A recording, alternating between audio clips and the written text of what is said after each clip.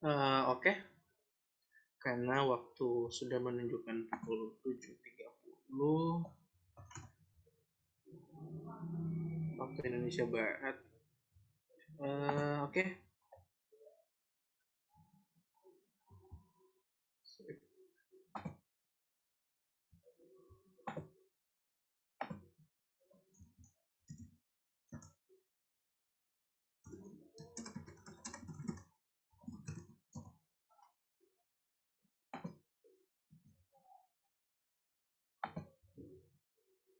Oke, kita mulai aja ya. Oke, Bismillahirrahmanirrahim. Assalamualaikum warahmatullahi wabarakatuh. Dan selamat malam ya, teman-teman. Gimana kabarnya? Semoga kita semua sehat selalu ya.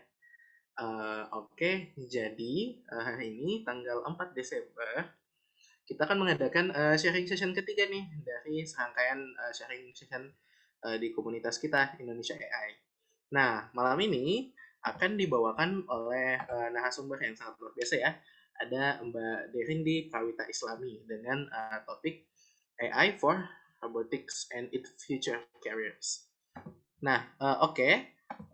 Kalau saya lihat Mbak Zahra juga sudah ada di sini, jadi bisa kita mulai aja dulu.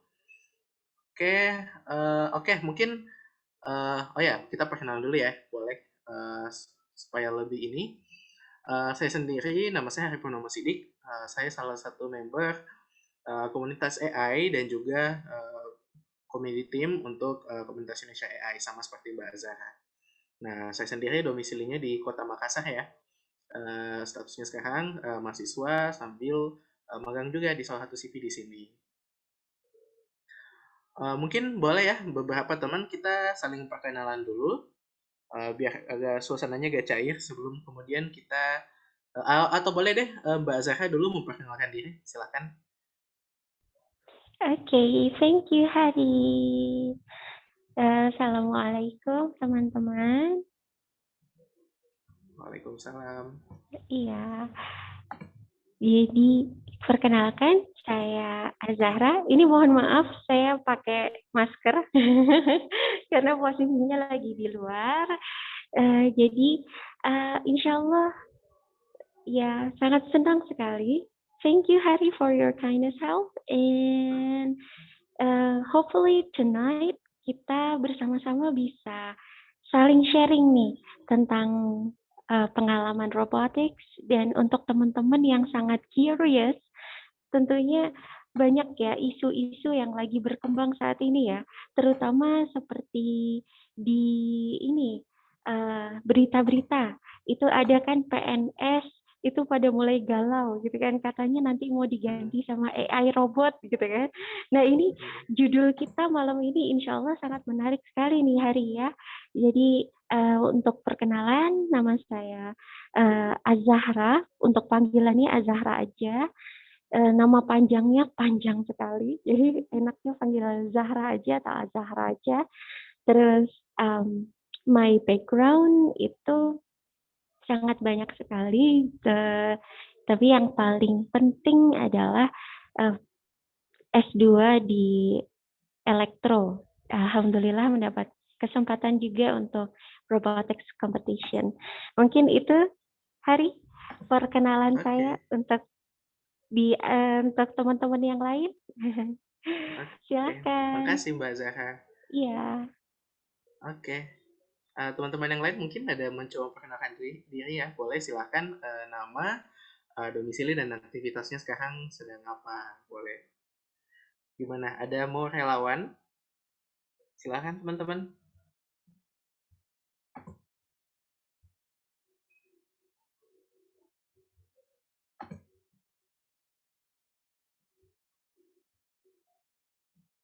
Mungkin kalau ini boleh saya tunjuk aja ya. Mungkin boleh Mas Andi Irham, silahkan memperkenalkan diri, nama, domisili, dan aktivitasnya sekarang.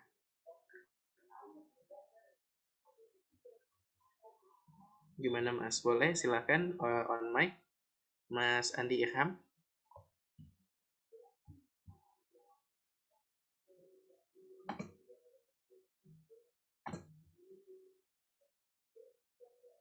Oke, mungkin ini ya. sedang tidak bisa on mic. Oke, boleh mungkin Mbak Natanaya Kwebi Satriani. Boleh silahkan memperkenalkan diri ya, supaya biar kita saling kenal namanya, domisili, dan aktivitas saat ini. Boleh silahkan Mbak.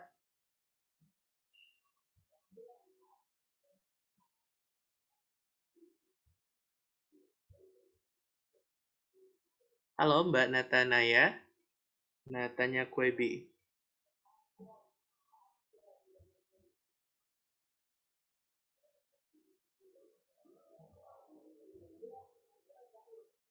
Oke, mungkin sedang tidak bisa on mic juga ya.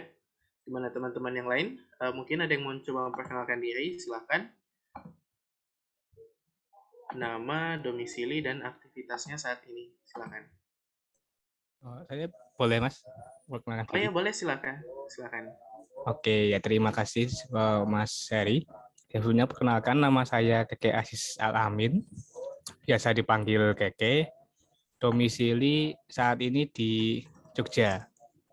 Terus untuk kesibukan saat ini bekerja di salah satu kampus swasta di Jogja juga, dan kebetulan juga ada pekerjaan yang berhubungan dengan robotik sih, tapi belum sampai ke AI sih, hanya ke robotik dikit-dikit gitu sih. Mungkin itu saja ya. Terima kasih. Oke, sip, Mas Keke. Terima kasih ya.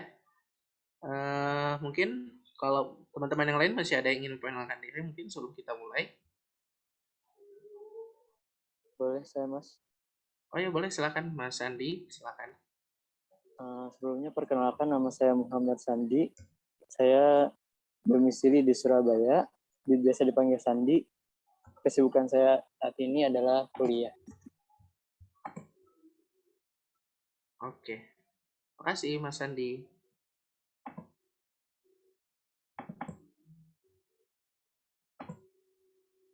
Oke, mungkin kita langsung mulai aja ya. Oke, jadi saya share screen dulu.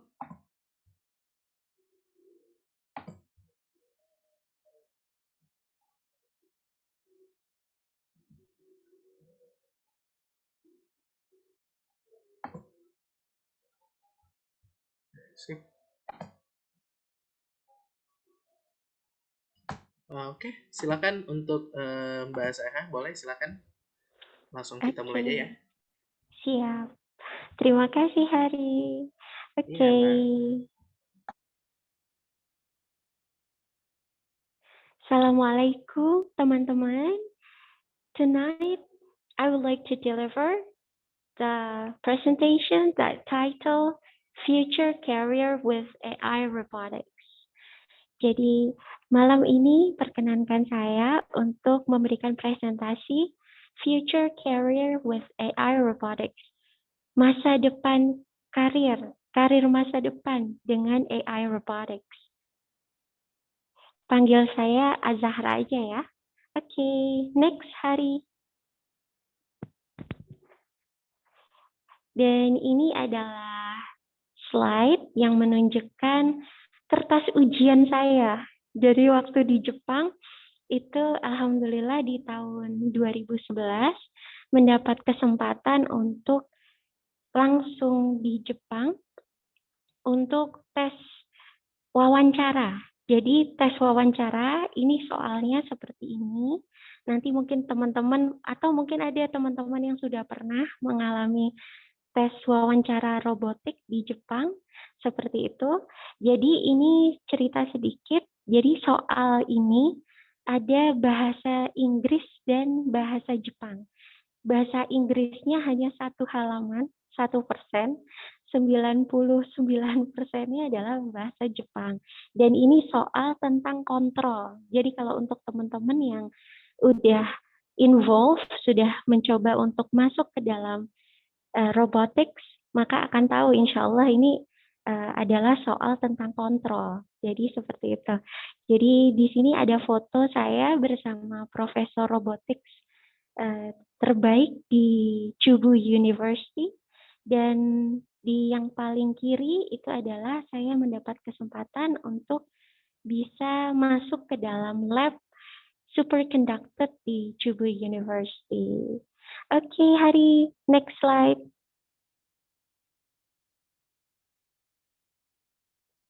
Dan ini adalah pengalaman berharga. Jadi mungkin teman-teman tadi ada sedikit pertanyaan ya. Kenapa saya tadi dari Jepang terus tiba-tiba ke sini robotics competition di Indonesia ya. Jadi karena setelah saya ujian robotics itu, saya mendapatkan 100% full scholarship untuk 5 tahun. Tapi unfortunately, my father didn't give me permission. So because of that reason, I must back to Indonesia. Jadi karena tidak dapat izin orang tua untuk melanjutkan studi robotics di Jepang dengan full beasiswa untuk 5 tahun, karena dikhawatirkan akan terjadi gempa dan tsunami susulan, maka saya meneruskan di kampus Islam Unisula. Dan ini foto-foto saya bersama teman-teman tim robotik Unisula. Mungkin teman-teman sudah ada yang browsing-browsing ya, atau sudah ada yang pernah tahu tim robotik Unisula ini. Jadi saya bergabung dari mulai tahun 2011 itu dengan teman-teman tim, lalu ikut lomba di tahun 2012, 2013, 2014. Dan alhamdulillah sangat bersyukur setelah sekian lama tim robotik sempat lama tidak menjuarai, lalu alhamdulillah kita step by step mulai dari juara regional, nasional, dan alhamdulillah di tahun 2015 sahabat kami yang dari Sulawesi itu menjadi perwakilan dari tim robotik kami dan alhamdulillah menjuarai untuk kompetisi di Amerika Serikat untuk pemadam api, robot pemadam api. Oke, Hari, next slide please.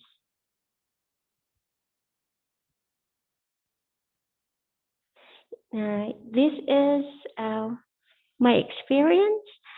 Kalau untuk teman-teman yang sangat pengen belajar robotics dan ingin tahu step by step-nya gimana sih belajar robotik, maka ini yang ingin saya sharekan. Yang pertama adalah pentingnya self-motivation step. Karena kalau kita tidak set our goals duluan, itu akan sangat berat. Jadi dunia robotik itu sangat unik. Jadi ketika kita sudah mulai masuk ke dunia robotik, itu kita seperti bakalan jadi alien yang cara berpikir kita akan beda, orang lain akan sulit memahami kita, permasalahan akan muncul, dan kekhawatiran-kekhawatiran dari sekeliling itu akan selalu mempertanyakan. Jadi itulah pentingnya kita saat mau belajar robotik, pertama perlu punya motivasi diri dulu. Dengan apa caranya? Salah satunya yang pertama, you can set your goals and then explore your opportunity and then from zero to hero. Jadi set your goals, tentukan tujuanmu, lalu explore opportunity-mu, lalu insya Allah siapkan hatimu dari nol, karena robotics dunia yang baru, everything is so different because kita akan menggabungkan dari beberapa ilmu, yaitu terutama dari mechanical,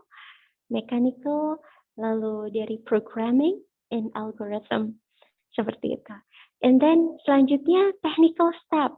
Technical step to learn robotics will be ada basic yang kita perlu punya, intermediate, high intermediate, advanced, and championship. Okay, Hari, next slide, please.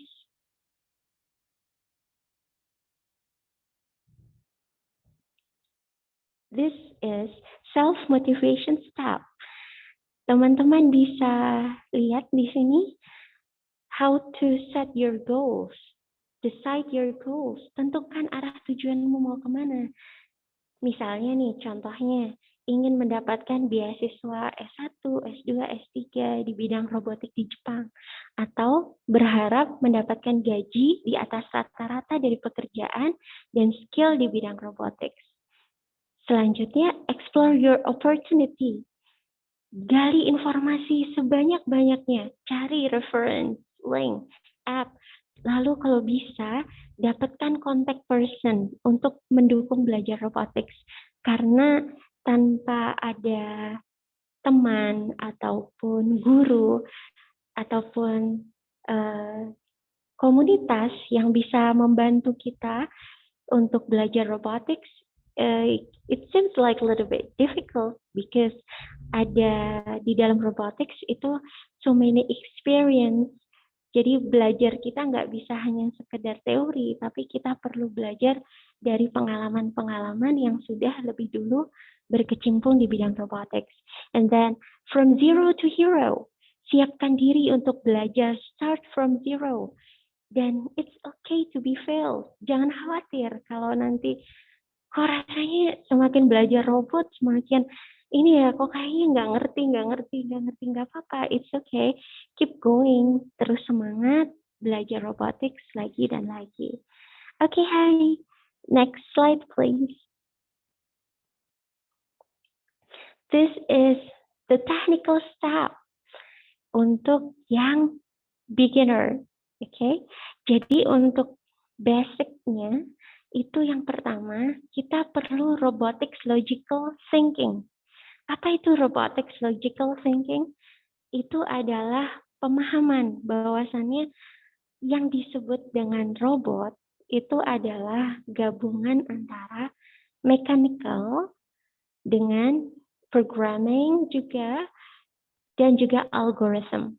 Jadi kita perlu tahu betul, paham betul bahwasannya ketika kita membuat algoritma nantinya di second step itu algoritma robotik itu akan sangat berbeda sekali dengan algoritma saat kita jadi software developer ya, seperti programming itu akan sangat beda sekali.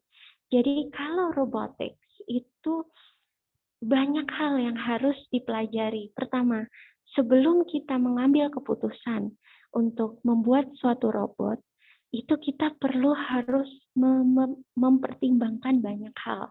Pertama, desainnya seperti apa. Kita tujuannya membuat robot yang akan bagaimana.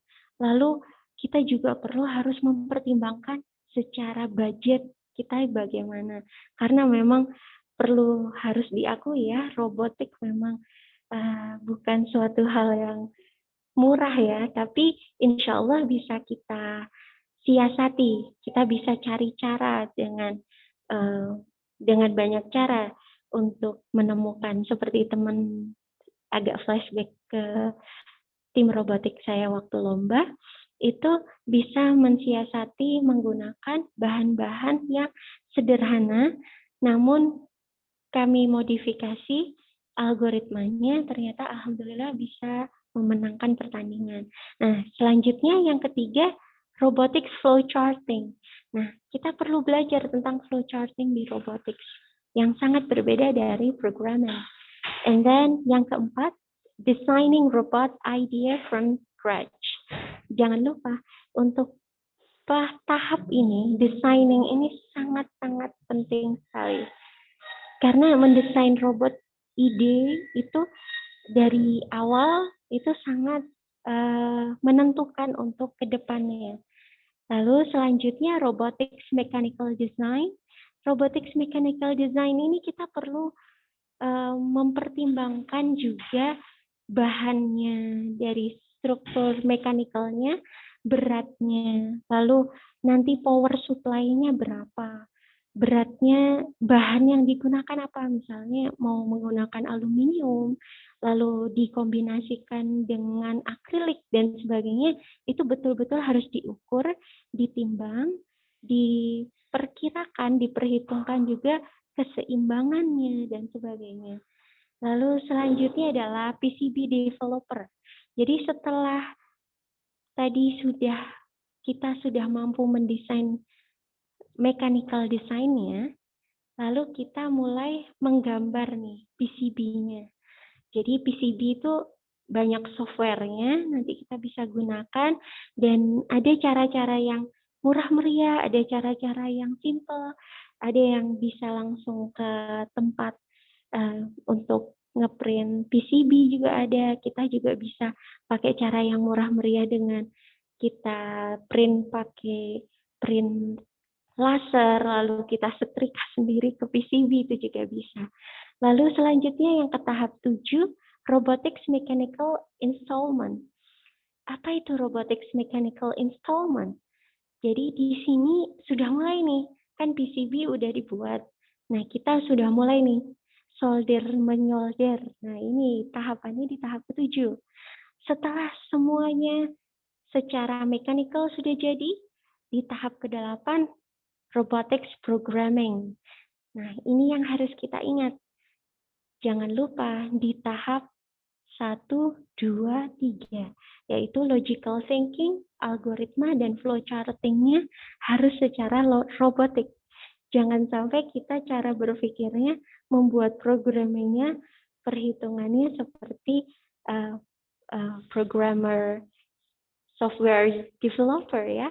Jangan hanya kita menggunakan computer science base of knowledge, tapi ini kita harus menggunakan robotics programming knowledge. Apa itu? Jadi, robotics programming itu harus memperhitungkan dari itu tadi, secara mekanik, beratnya berapa dari desain kita, motor kita, itu kekuatannya berapa, power supply kita kemampuannya berapa. Nah, itu bagian dari pertimbangan-pertimbangan di programming kita juga.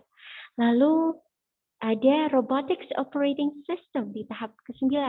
Ke-10 ada Robotics Box Handling. Nah, inilah yang sebelum ada AI, jadi di dalam robotics itu ada beberapa tahapan. Jadi robot itu tidak semuanya harus AI.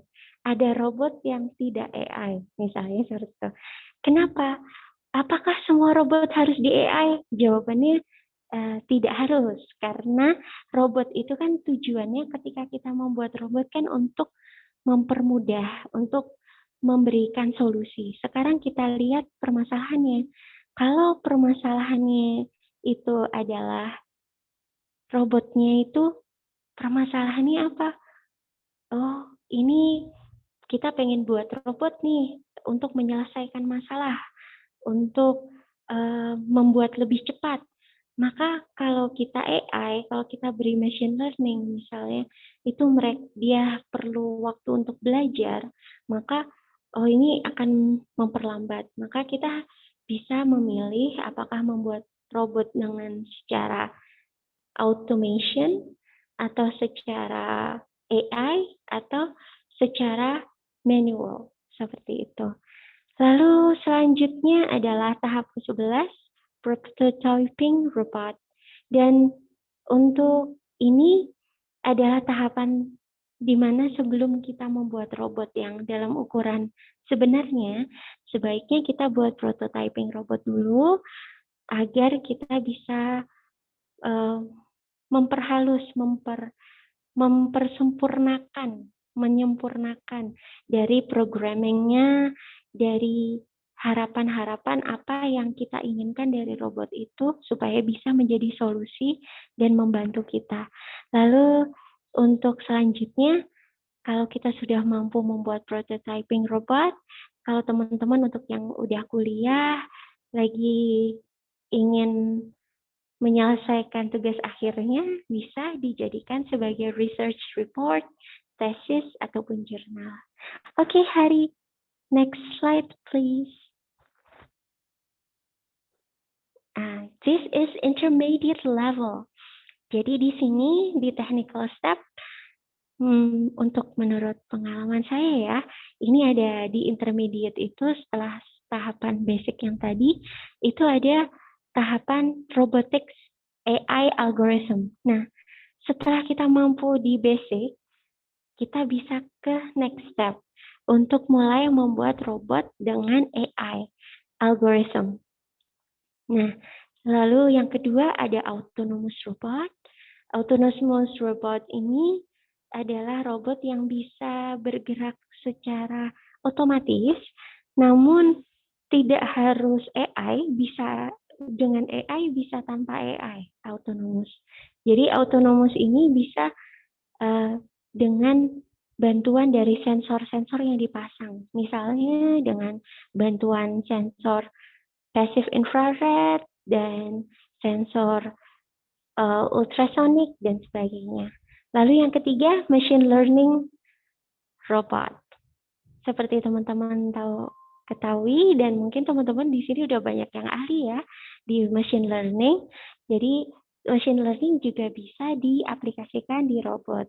Begitu juga dengan computer vision robot. Jadi kalau untuk AI, robot AI itu sangat penting sekali kolaborasi antara machine learning dan computer vision serta autonomous system sensor yang mendukung. Oke, Hari, next slide please. High intermediate. Nah, di sini ini yang sangat menarik nih. Teman-teman sudah sering dengar ya, ada yang seperti smart city, lalu smart house, smart office, seperti itu. Nah, disinilah peran kita, AI Robotics, kita gabungkan, kita kolaborasikan dengan IoT.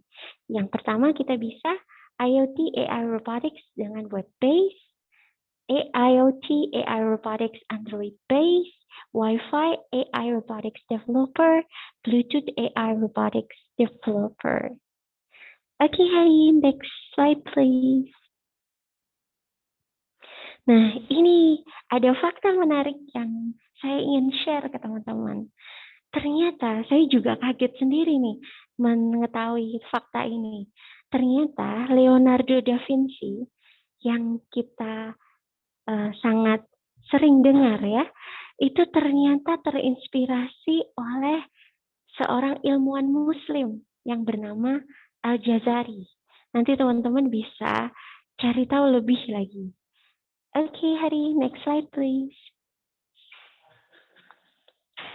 Nah, di sini sudah diakui oleh Britannica Dictionary, itu Al-Jazari sebagai Muslim inventor. Al-Jazari Muslim inventor, he is remembered for his automation design, including water-operated autonomous. And Leonardo da Vinci is said to have been influenced by the classic automation of Al-Jazari. Jadi dari Britannica ini kita bisa lihat bahwasannya Leonardo da Vinci betul-betul mengakui bahwasannya karya-karyanya betul-betul terinspirasi oleh ilmuwan Muslim yang bernama Al-Jazari. Oke, Hari, next slide please. Nah, ini kita ngomongin AI nih, nggak akan jauh-jauh kan dengan algoritma. Nah, siapa itu algoritma? Apa itu algoritma? Dan ternyata ada fakta yang sangat-sangat mengejutkan. Ternyata kata-kata algoritma itu diambil dari nama ilmuwan Muslim yang bernama Al-Khawarizmi. Dari Britannica Dictionary, they say that Al-Khawarizmi is famous for his mathematical works, which introduce Hindu-Arabic numeral and algebra to European mathematicians. In fact, the word algorithm and algebra comes from his name and the title of one of his works, respectively. Okay, Hari, next slide, please. Nah, ini dia inti dari presentasi malam ini. Sesuai dengan judul ya, tadi kan judul kita tentang karir di masa depan dengan AI Robotics. Dan ternyata di salah satu web itu ada ini source-nya dari Indeed, ada top 10 yang menggunakan AI skill yang sangat dicari. Ini pekerjaan yang sangat dicari nih, position yang sangat dicari. Ini yang pertama, machine learning engineer. Yang kedua, deep learning engineer. Ketiga, senior data scientist. Keempat, computer vision engineer. Kelima, data scientist. Keenam, algorithm developer.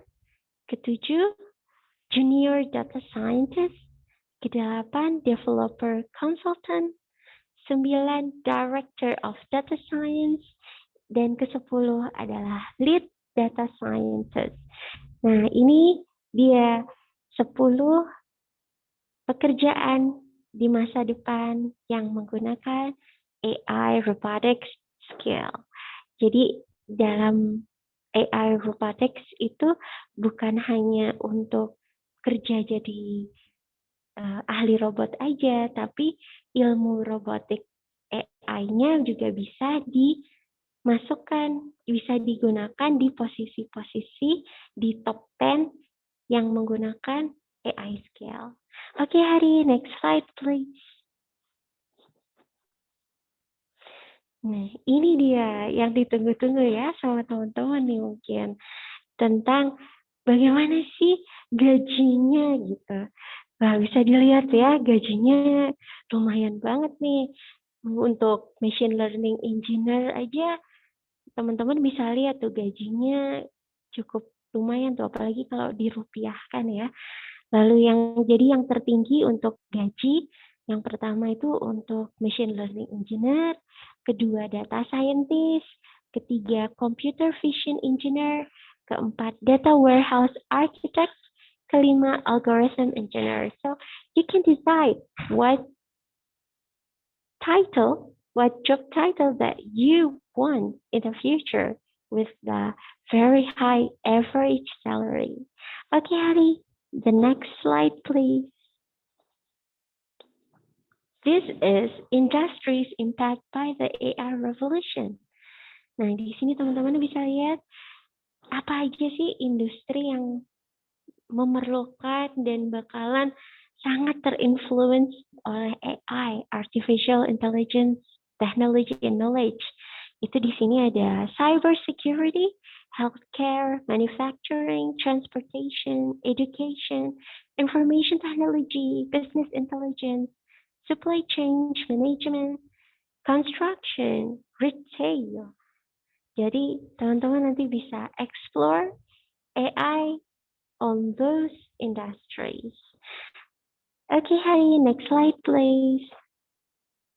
Nah, ini nih yang tadi saya sudah sampaikan di depan waktu perkenalan. Saat ini Indonesia lagi rame-ramenya nih. PNS diganti oleh robot AI. Apakah benar? Nah, ini kan jadi rame nih kan. Padahal sebenarnya insya Allah robot can never replace humans. Robot insya Allah tidak akan pernah menggantikan manusia. Tapi insya Allah mereka akan membantu kita untuk menjadi lebih baik. Oke, Hari, next slide please. Robot berbasis AI dukung percepatan implementasi industri 4.1. 4.0 ya. Harapannya nanti akan menjadi lebih baik lagi. Jadi robot berbasis AI dukung percepatan.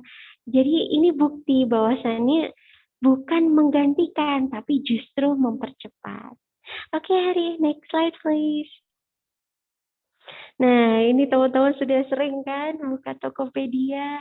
Di situ banyak banget ada robot-robot yang sudah dijual. Nah, ini menunjukkan bahwasannya robotics engineer itu memiliki prospek cerah.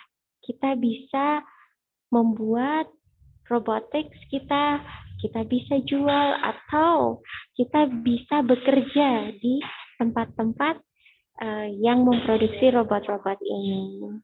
Okay, Hari, next slide please. Okay, this is our conclusion for tonight. Future career with AI robotics. Conclusion.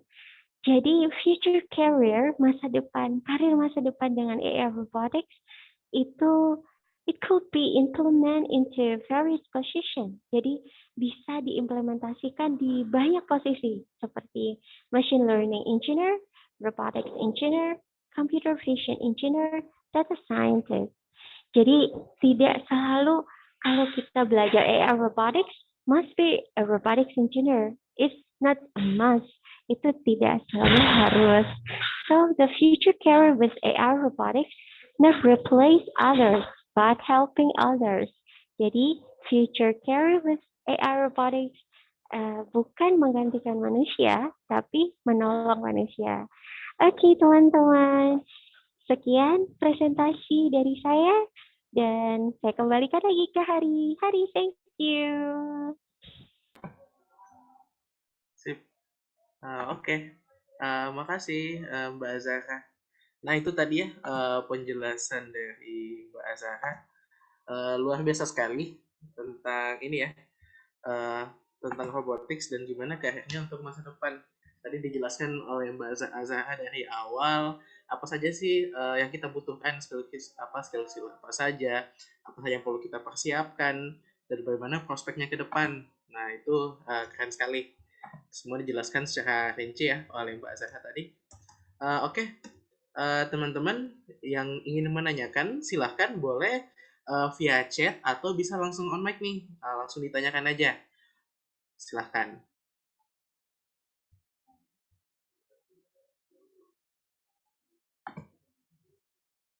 Bagi teman-teman yang ada pertanyaan, boleh silahkan dikirimkan. Oke, udah ada. Oke, izin bertanya, silahkan Mas. Bisa on mic, bisa juga via chat Zoom.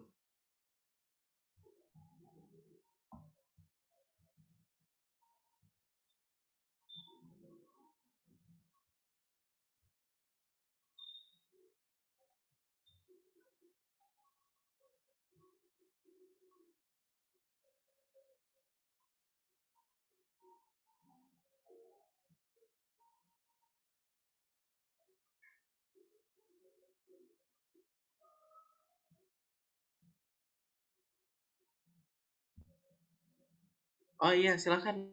Silahkan Mas Bagus, silahkan.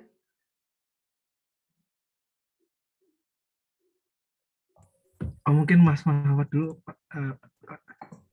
Oke. Kira-kira seperti apa robot atau AI yang menggantikan atau membantu manusia dalam lingkup PNS? Soalnya saya PNS, hehe. Oke, boleh mungkin langsung dijawab langsung aja ya, Mbak Zahra, silakan. Halo, bagus banget pertanyaannya. Iya ya, sangat menggalaukan sekali ya kata-kata PNS akan digantikan AI. Padahal sebenarnya enggak, insya Allah. Tapi justru terbantu. Jadi, for example, misalnya nih, PNS itu kan tugasnya paling utama setahu saya, mohon dikoreksi ya kalau kurang tepat, itu setahu saya kan kalau PNS itu adalah mengabdi pada masyarakat.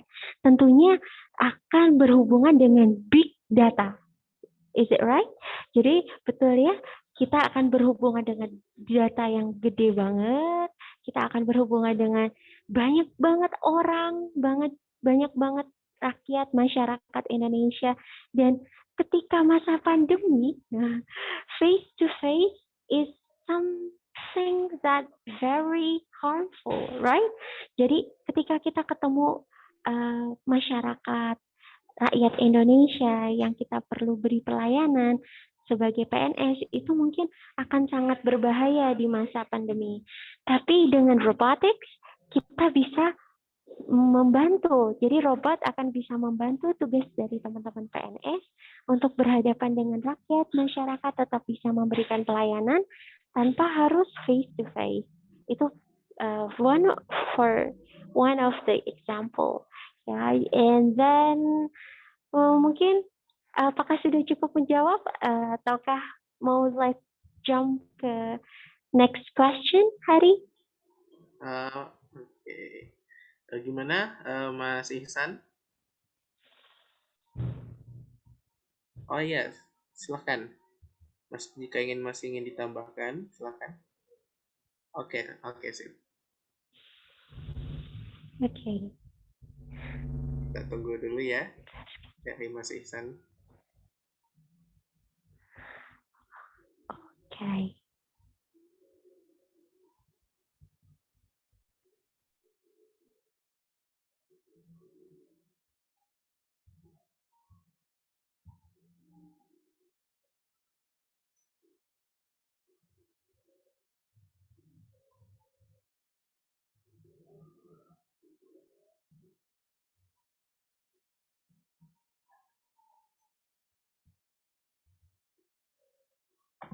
Oke. Teman-teman yang lain juga misalkan ada pertanyaan silakan diketik di chat ya. Nanti kita akan jawab satu-satu. Kita tunggu dulu respon dari Mas Ihsan. Oke. Ini ada reply dari Mas Ihsan, Mbak Zahra. Presiden Jokowi pernah bicara mengenai AI atau robot untuk mempermudah birokrasi dan pengambilan keputusan. Kira-kira seperti apa algoritmanya dan data latihnya? Nah, oke, boleh dijawab nih Mbak Zahra.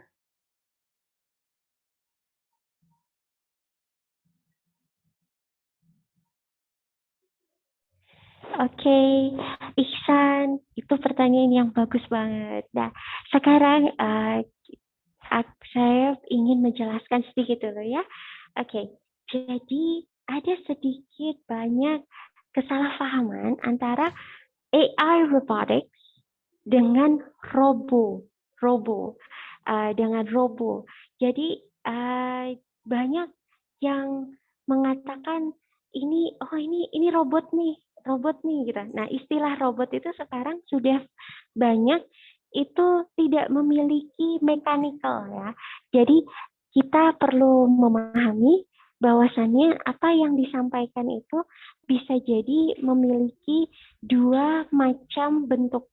Jadi yang pertama, robotics AI dalam artian dia memiliki visual secara fisik, secara mekanikal, dengan di dalamnya ada AI algorithm, dan yang kedua adalah AI robo tanpa fisik mekanikal. Jadi ada dua kemungkinan itu. Nah, bagaimana tentang algoritmanya?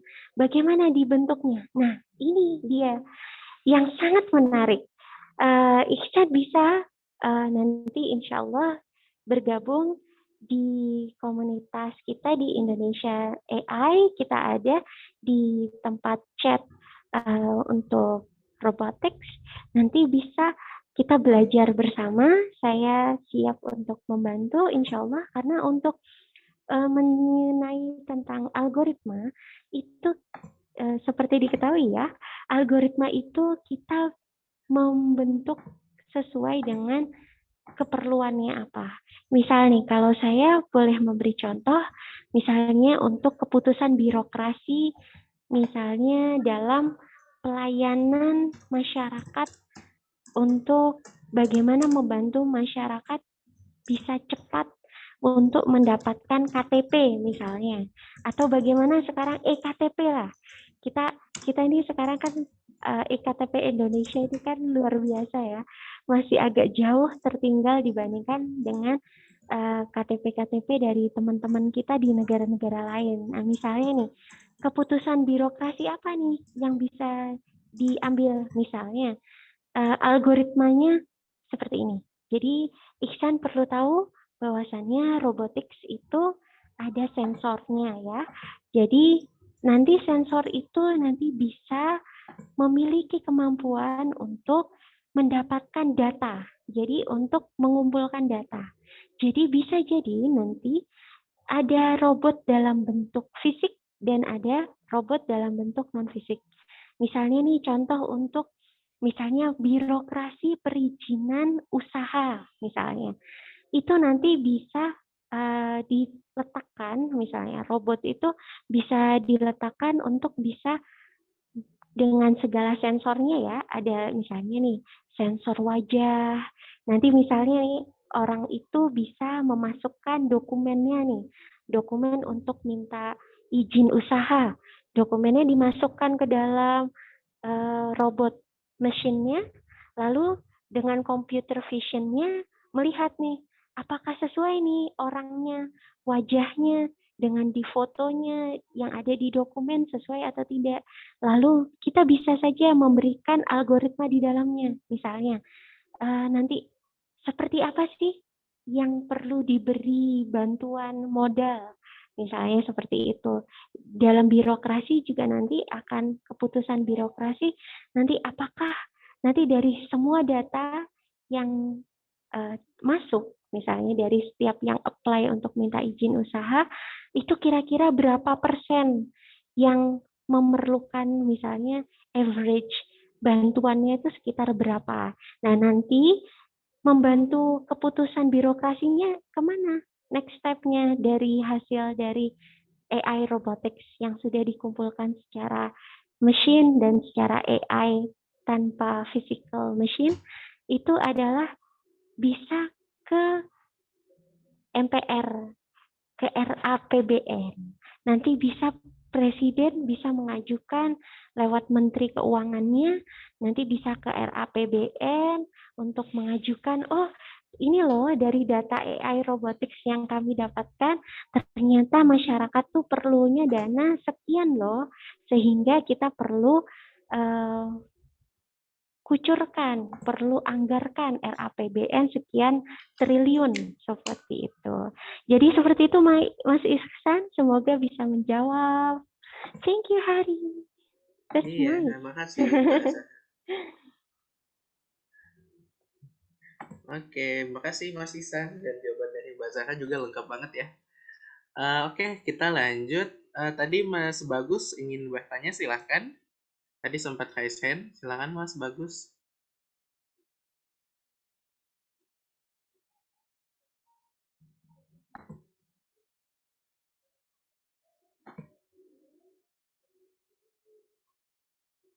Gimana Mas Bagus, boleh silakan on cam ya.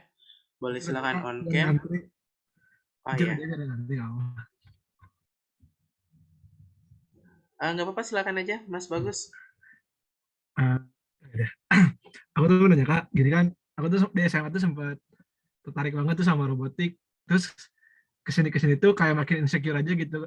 Tahu kalau misalnya robotik itu kehitungnya agak mahal gitu dibandingkan yang lainnya gitu ya. Nah terus sekarang tuh kayak bingung mau lanjut robotik apa enggak gitu. Soalnya kebetulan juga aku kuliah di bidang IT, kayak dikasih pilihan, aku tuh masuk kemana gitu. Sempat kepikiran untuk tetap lanjut robotik, cuman kayak masih takut aja gitu ketika dananya kan takutnya berlebih gitu. Nah itu gimana sih Kak? Bagusnya gimana? Apakah aku masuk machine learning yang nggak berbasis robotik apa gimana gitu? Oke, sip. Wow, Silakan Mbak bagus Zahra. banget. Thank you Hari, thank you Bagus. Bagus banget pertanyaannya. Itulah kenapa di slide saya tadi itu pertama penting banget self motivation. Benar-benar itu permasalahan banget tuh. I feel that too. Saya juga mengalami di titik itu gitu bersama teman-teman saya dulu. Jadi tim robotik saya itu sampai kami beri nama kaum duafa. Mungkin untuk teman-teman yang Islam udah ngerti banget ya bahasa duafa itu apa gitu ya. Jadi kaum yang nggak punya banget gitu kan. Tapi kita bertekad untuk belajar robot dengan segala keterbatasan yang ada. Jadi waktu itu lucu banget waktu kuliah itu sampai saya dan teman-teman tim itu untuk lomba, untuk membuat robot untuk lomba, itu kita patungan. Udah patungan, terus kita komunikasi ke alumni, kita juga minta bantuan ke kampus, seperti itu.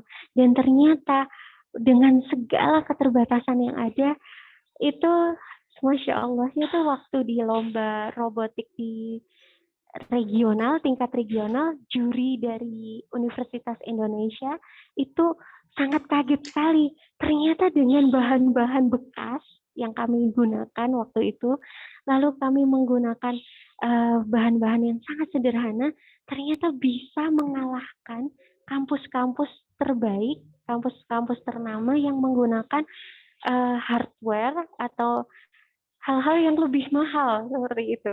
Jadi kami dulu itu mengandalkan doa dan juga algoritma. Jadi seperti itu teman-teman, dan juga kreativitas. Jadi kita itu sampai saking sederhananya banget tim kami robotik itu, supaya uangnya bisa buat patungan buat robot, itu bisa sampai teman-teman tuh kalau motornya ada rusak, perlu ganti spare part, bikin sendiri di lab. Sampai seperti itu. Jadi unik banget. Jadi untuk bagus, semangat terus. Kalau saran saya sih kalau bisa belajar mumpung di kampus. Kalau di kampus itu insya Allah banyak temen, ada akses dosen, nanti bisa minta tolong sana sini. Mumpung di kampus belajarlah AI robotics yang physically, karena nanti insya Allah kampus juga punya fasilitas-fasilitas, nanti kita bisa insya Allah dibantu. Dan apalagi sekarang itu pemerintah maupun kampus itu sudah sangat aware dan banyak sekali yang siap untuk menggelontorkan dana untuk bisa support. Jadi intinya robotics nggak harus berduit, karena saya dan teman-teman dulu itu sampai makan aja mancing gitu di kolam kampus. Jadi kampus saya itu ada kolam ikan, kita mancing tuh di situ buat makan, saking uangnya kita kumpulin untuk bikin robot untuk lomba. Jadi untuk bagus, semangat. Oke, bagus. Semangat ya untuk belajar AI robotics yang physically. Oke, Hari. Thank you. Masya Allah, menginspirasi sekali ya, luar biasa sekali ceritanya Mbak Zaha. Oke, makasih Mbak Zaha. Semoga menjawab ya Mas Bagus. Oke, kita lanjut ke pertanyaan dari Kak Bosti. Izin bertanya, kalau robotik dengan AI, apakah harus memakai memory card? Jika iya, bisakah digantikan dengan penyimpanan cloud seperti Google Drive dan sebagainya? Nah, oke. Boleh silakan Mbak Zahra dibantu jawab. Oke, terima kasih, pertanyaannya bagus banget.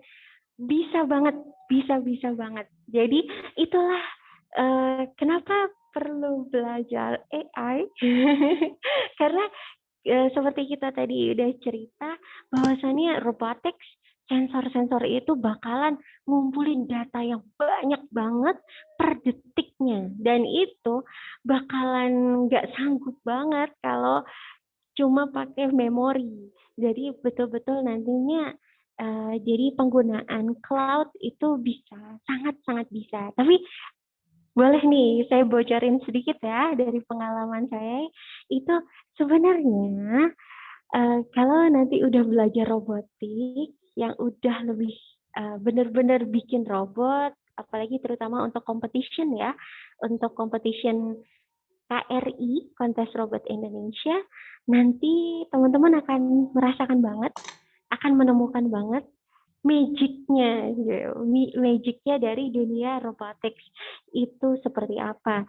Jadi tidak semuanya data yang dikumpulkan itu harus disimpan di dalam memory card. Jadi dengan algoritma yang kita buat di pemrograman robotics dengan logika robotics, itu kita bisa membuat robot kita secara autonomous bisa mengambil keputusan, melakukan keputusan tanpa dengan data yang sedikit gitu. Jadi begitu data dan data yang lainnya bisa yang tidak perlu terhapus seperti itu. Jadi nanti kalau teman-teman udah belajar lebih dalam lagi tentang robotics, terutama untuk di competition, akan menemukan banyak sekali magical things. Oke, Hari. That is my answer. Oke, makasih Mbak. Semoga menjawab pertanyaan Kak Bosti ya. Tentang penyimpanannya tadi, apakah bisa menggunakan cloud atau tidak. Oke, sama-sama. Oke, kita lanjut. Ada pertanyaan lagi. Ini dari Mas Muhammad Alif Faisal Hakim. Bagaimana cara menjelaskan miskonsepsi masyarakat terkait robot dan AI?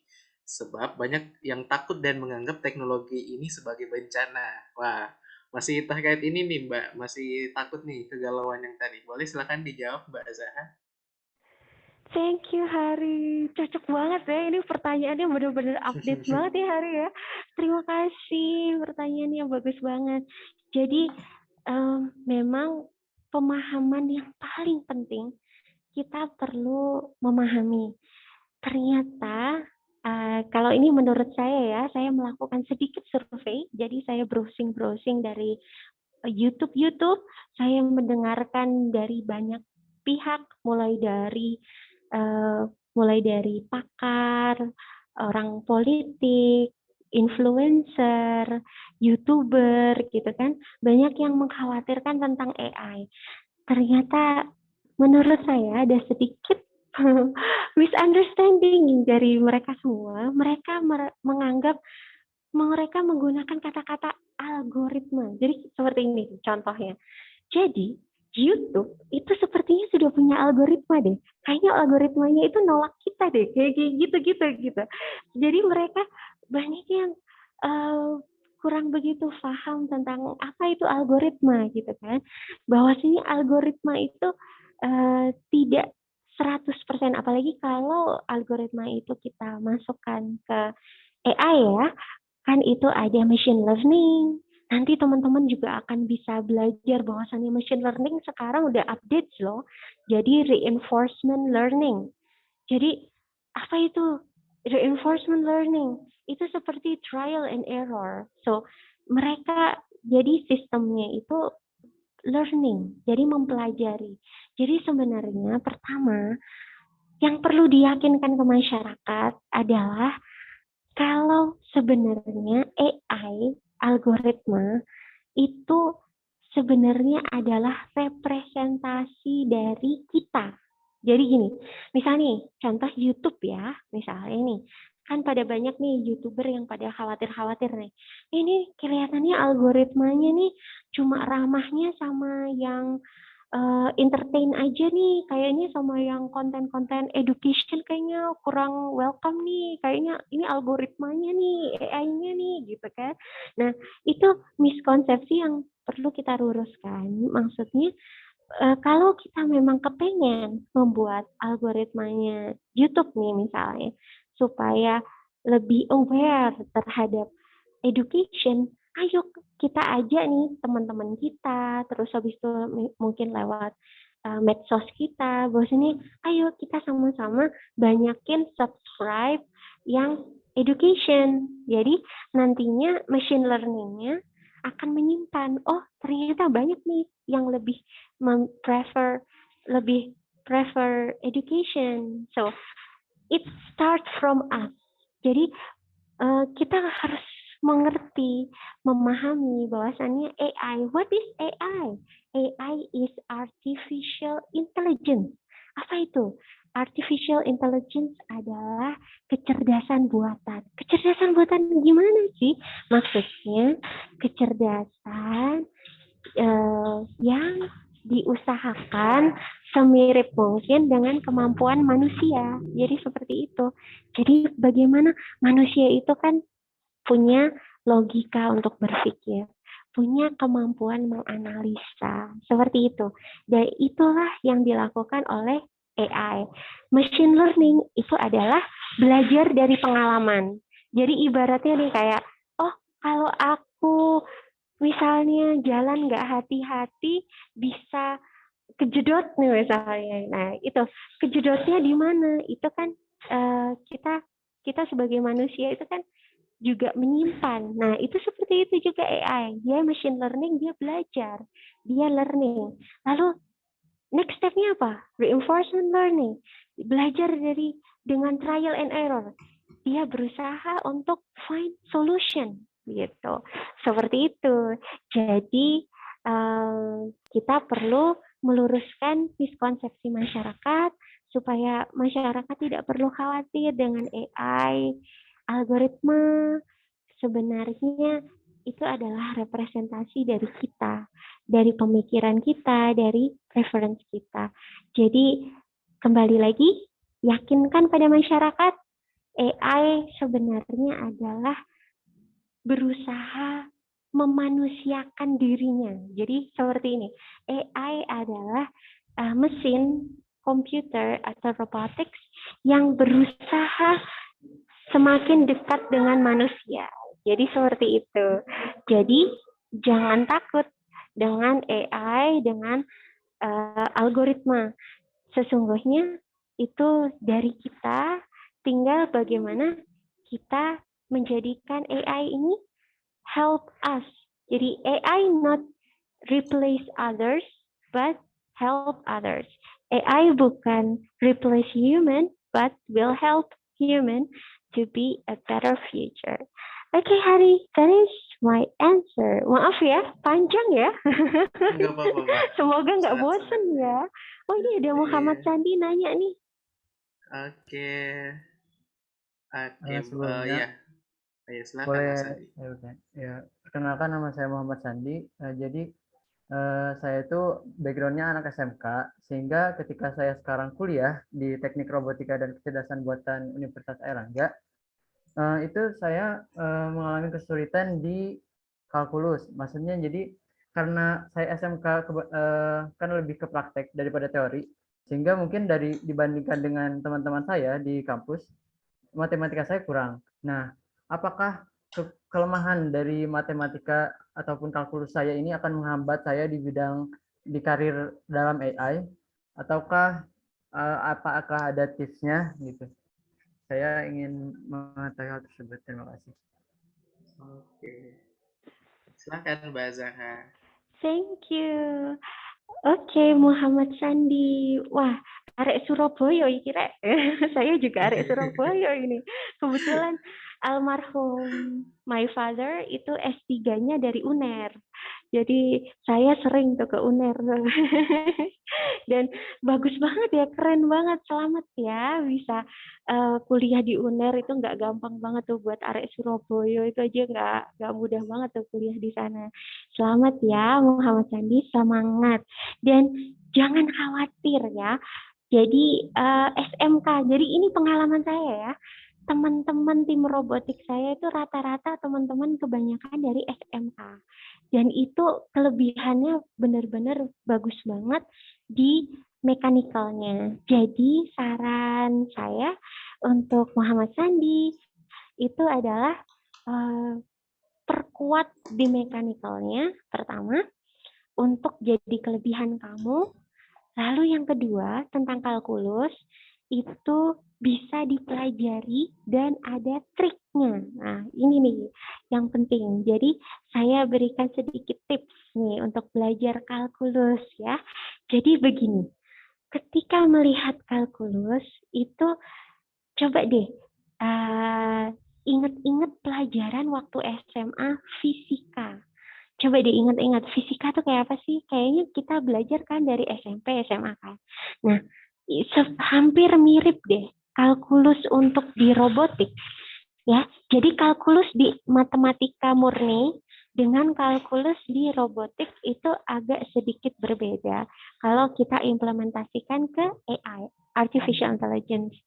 Jadi, nggak usah khawatir. Jadi pertama, belajar pelan-pelan, jangan terlalu ke teori, tapi lebih ke pemahaman, pengaplikasian. Jadi sarannya adalah gini, step pertama, kalau lagi browsing, misalnya nih Google search itu, maka coba Sandi buka kalkulus untuk yang ada question and answer. Jadi ada pertanyaan, ada jawaban.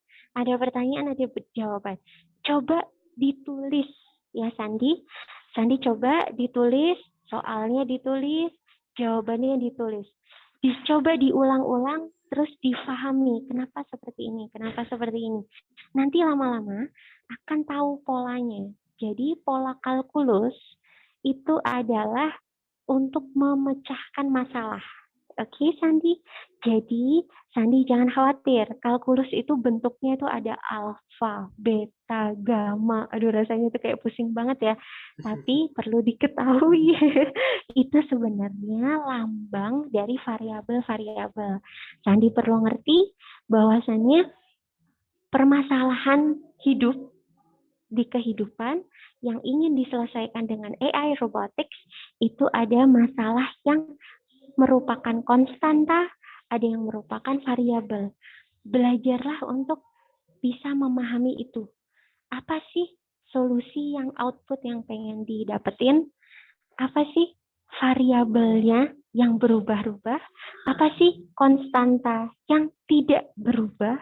Seperti itu. Sandi, kalau lihat kalkulus, jangan pusing, langsung pelajari, catat, satu, itu solusi yang ingin apa, variabelnya apa, konstantanya apa. Itu nanti pelan-pelan dan belajarlah untuk menjadikan alfa, beta, gamma sebagai teman sandi, oke? Insya Allah nanti kalkulus menjadi menyenangkan. Insya Allah bisa. Ya, semangat terus belajar kalkulus karena kalau nanti di dunia AI serba kalkulus. Oke, Hari, that is my answer. Terima Thank kasih Mbak you. Zahra. Makasih Iya, Kak. sama-sama. dia diminta biar kalkulus itu jadi teman. Saya kalau mulai lihat rumus-rumus pasti dalam hati bilang, waduh apalagi ini. Kayak gitu. Oke, kita lanjut. Wah, banyak nih pertanyaannya Mbak. Masih ada beberapa. Oke, oke, oke. Ini dari Andi Irham. Hal yang saya penasaran terkait AI dan robotics adalah kemampuan sensor dalam mendeskripsikan emosi seseorang. Dengan itu, ada hal yang membuat saya penasaran. Jika AI dapat mendeskripsikan emosi, apakah AI dapat mengekspresikan emosinya?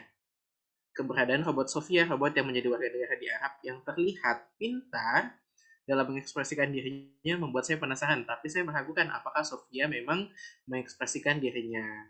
Nah, oke. Boleh dijawab Mbak Azhar? Silahkan. Thank you. Terima kasih banget. Pertanyaannya bagus banget ya. Jadi kita perlu ingat ya, human is human and robot is just a machine. So, robot itu adalah mesin. Mesin yang tidak ada ruhnya, nggak ada nyawanya. Jadi dia tidak punya self, istilahnya apa ya, naluri hatinya dia tidak punya. Apa yang ketika dia mengekspresikan dirinya itu adalah hasil dari AI itu sendiri. Jadi hasil dari artificial intelligence algorithm yang dibangun. Itu tadi, inilah ajaibnya ketika robotics itu sudah mulai masuk lebih dari sekedar machine learning, sudah masuk ke reinforcement learning. Jadi dia sudah bisa mengambil decision sendiri tanpa kita mengarahkan. Karena dari mana itu dia decisionnya? Dari mana? Kok sampai kelihatannya kayaknya natural banget ya, kayak manusia gitu ya.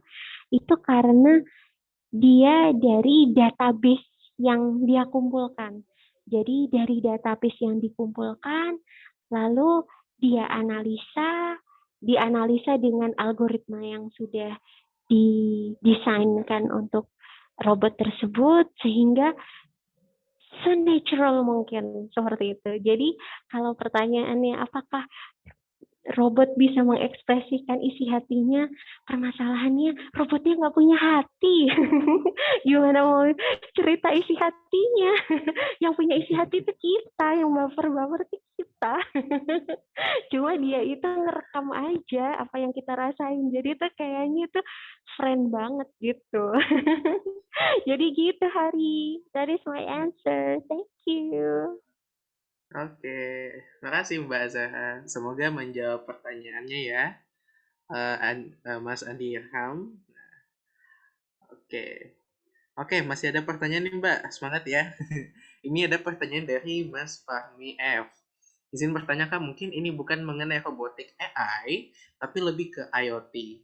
Saya rencananya ingin membuat sebuah perangkat pendeteksi gula darah dengan memanfaatkan sensor. Cuma saya masih bingung nih, algoritma yang ingin saya pakai. Hal pertama yang saya lakukan apa dulu ya? Boleh silakan Mbak Azahra. Oke, wah keren banget nih udah sampai bikin IoT buat diabetes. Keren banget nih. Wow, I really appreciate your good job ya.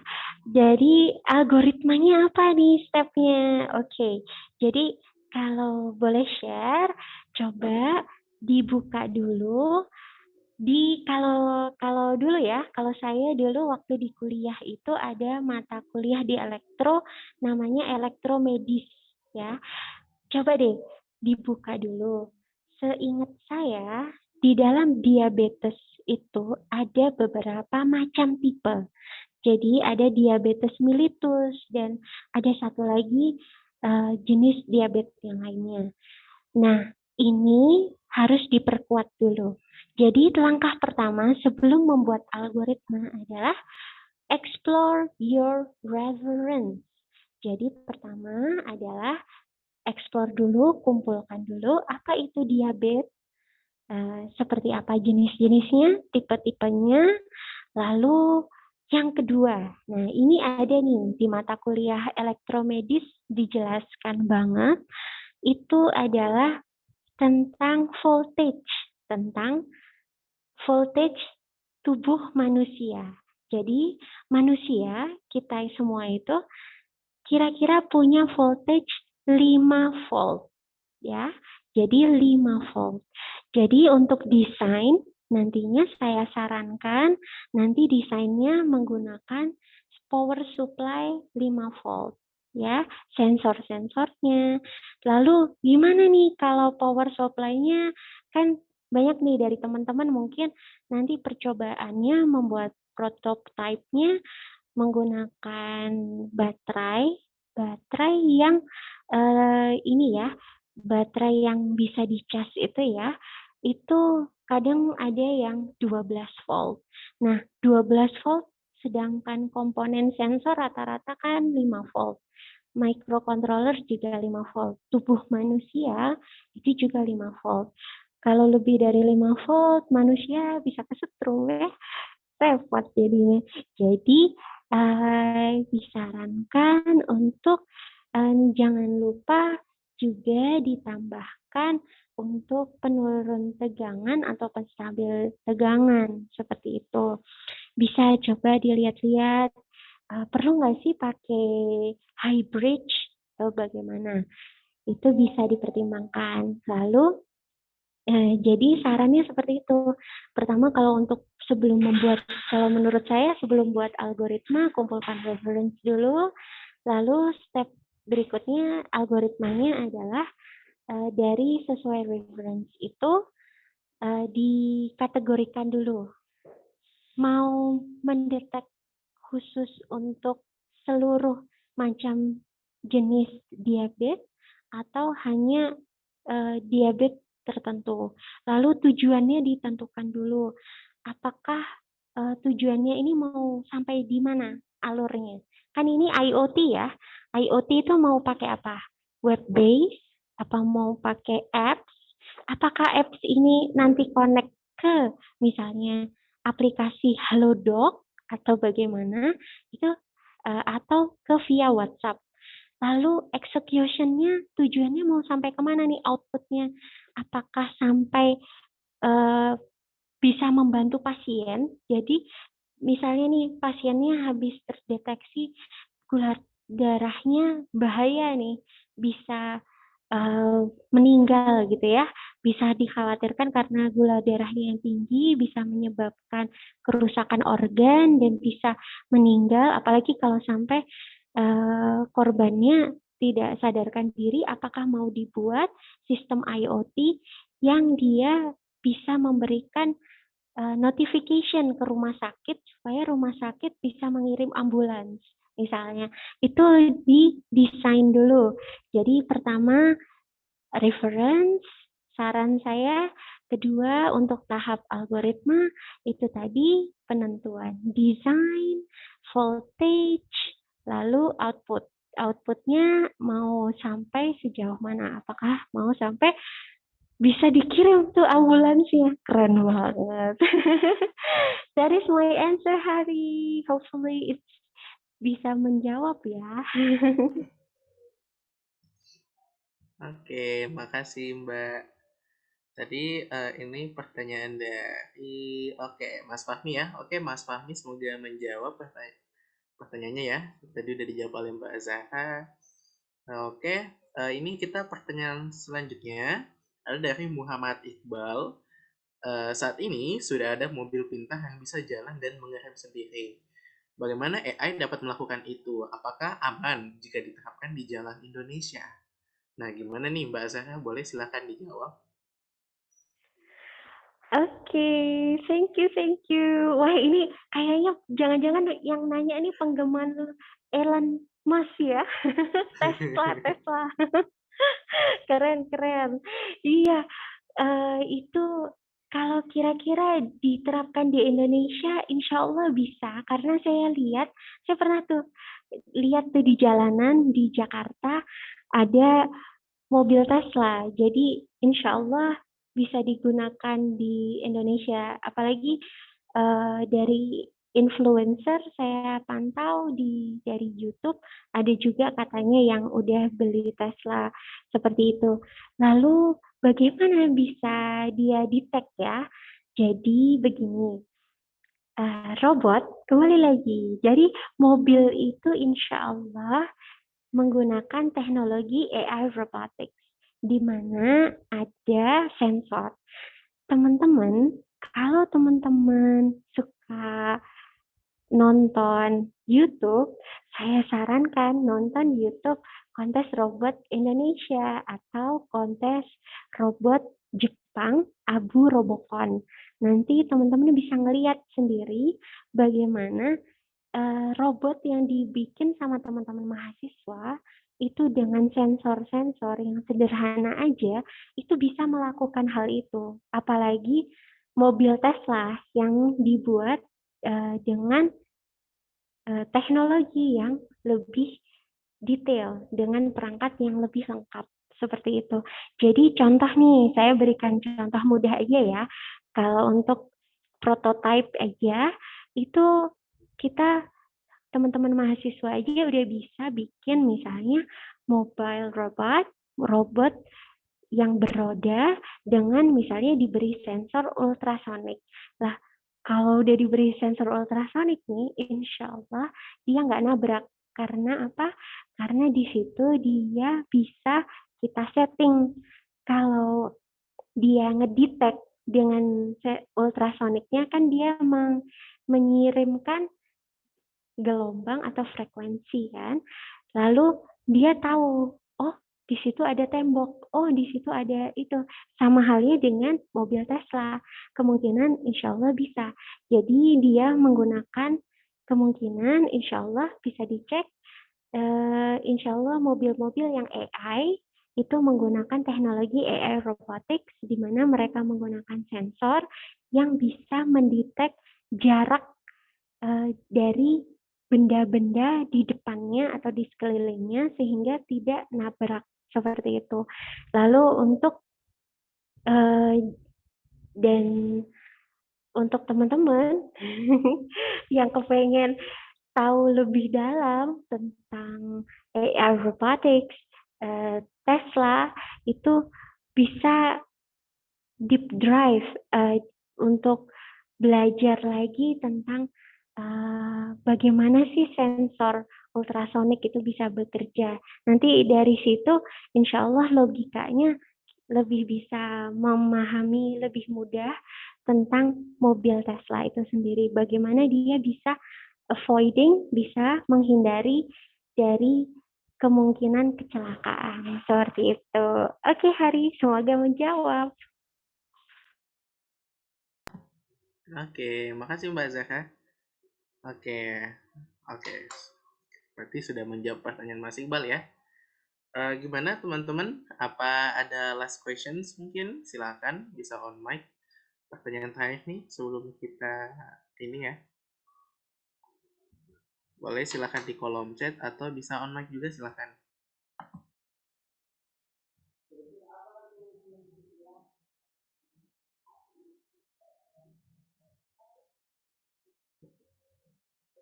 Oke.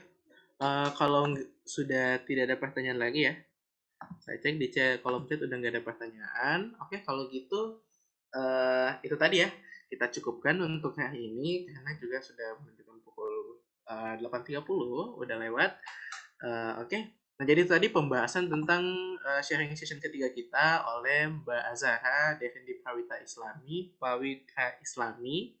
Nah, tentang future care with AI robotics. Nah, tadi dijelaskan dari awal ya, motivasi apa yang harus kita bawa, hal-hal apa saja yang harus kita perlukan, apa yang harus kita persiapkan.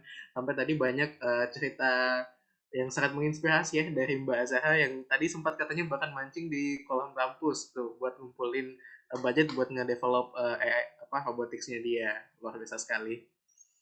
Nah, oke. Terima kasih buat teman-teman yang sudah join malam ini. Terima kasih. Ditunggu ya sharing session berikutnya. Di infonya kan ada di komunitas kita di Discord di bagian event. Teman-teman yang belum join bisa join di server Discord kita. Linknya sudah saya kirimkan di chat. Teman-teman silahkan cek. Oke, makasih juga buat Mbak Zahra sudah ingin berbagi hal yang sangat luar biasa malam ini. Terima kasih Mbak Zahra. Sama-sama Iya. Hari, sama-sama teman-teman semuanya. Thank you, thank you. Super luar biasa, Masya Allah. Oke, untuk slide materi dan juga recordingnya nanti akan dikirimkan ya. Mungkin akan memakan waktu sekitar 2 jam karena menunggu dulu dikompres oleh via Zoom-nya ya. Oke, teman-teman, terima kasih banyak.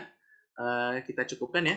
Assalamualaikum warahmatullahi wabarakatuh dan selamat malam dan selamat istirahat. Teman-teman boleh silakan leave. Terima kasih.